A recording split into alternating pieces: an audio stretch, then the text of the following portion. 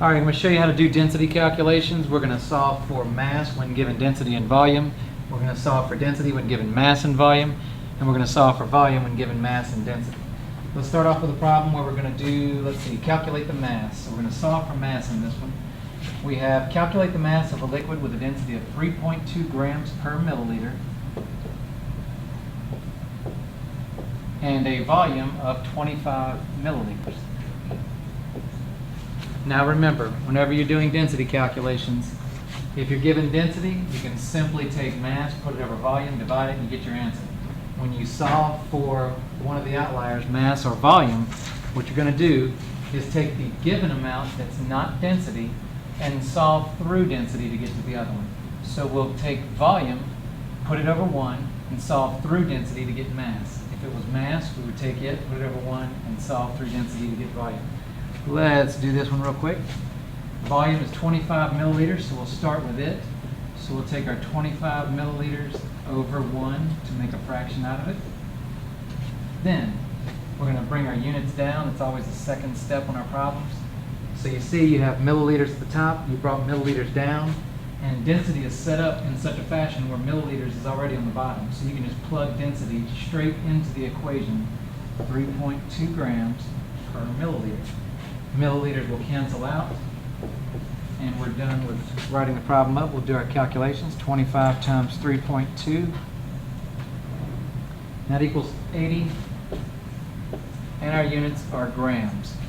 And if we wanted to put the proper number of significant figures in there, there are 2 sig figs in density, there are 2 sig figs in the volume, so we need 2 sig figs in our final answer. So you could either draw a line above the 0 or put your decimal behind the 0, and that makes 2 sig figs. So the mass of this problem would be 80 grams, given a density of 3.2 grams per milliliter and a volume of 25 milliliters. Okay, now we just solved for mass. This time let's solve for volume. We have problem number 21. Find the volume that 35.2 grams of carbon tetrachloride will occupy if it has a density of 1.60 grams per milliliter. And now volumes are unknown. So what we're going to do is just like the last time. When we had volume, we put it over 1 and solve through density to get mass. Now that we have mass, we're going to put it over 1 and solve through density to get volume. So let's take a look at that. We'll put our 35.2 grams over 1, bring our units down because we want to get out of grams into milliliters because the volume is measured in milliliters in this problem. So our grams come down, and here's where you have to flip density over. Because grams is on the bottom, you're going to take density and flip it. So the 1.60 would go at the bottom with the grams, and the milliliters would be on top. And just remember this, we talked about in class. When you have a ratio of 1.60 grams per milliliter, it's the same as saying for every milliliter we have 1.60 grams. So the value of this does not change.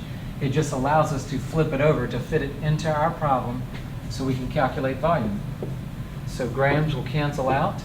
You'll divide 35.2 by 1.60, and that comes out to 22. There are 3 sig figs, so we'll do 22.0 milliliters for our final answer. That's our volume, 22.0 milliliters. Okay, our last problem we're going to solve for density. Number 16 on your study guide says, an irregular shaped object with a mass of 18 grams, so we have mass of 18 grams, displaces 2.5 milliliters of water when placed in an overflow container. Calculate the density of the object. So what we're going to do now is we're just going to use our formula. Density equals mass over volume. So we're just going to take our mass, 18 grams. We'll take our volume, 2.5 milliliters. And we will put that in the calculator, and 18 divided by 2.5 is 7.2. And the units for this is grams per milliliter.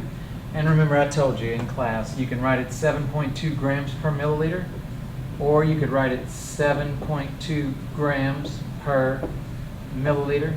Either way is fine. It's the exact same answer. It's the correct number of sig figs, and that's how you solve for density. Density is the easiest way to solve, the easiest one of these problems to solve, because you're strictly going to input mass over volume and solve. You don't have to go with the given over 1. But I hope this helps. Good luck on your test Friday.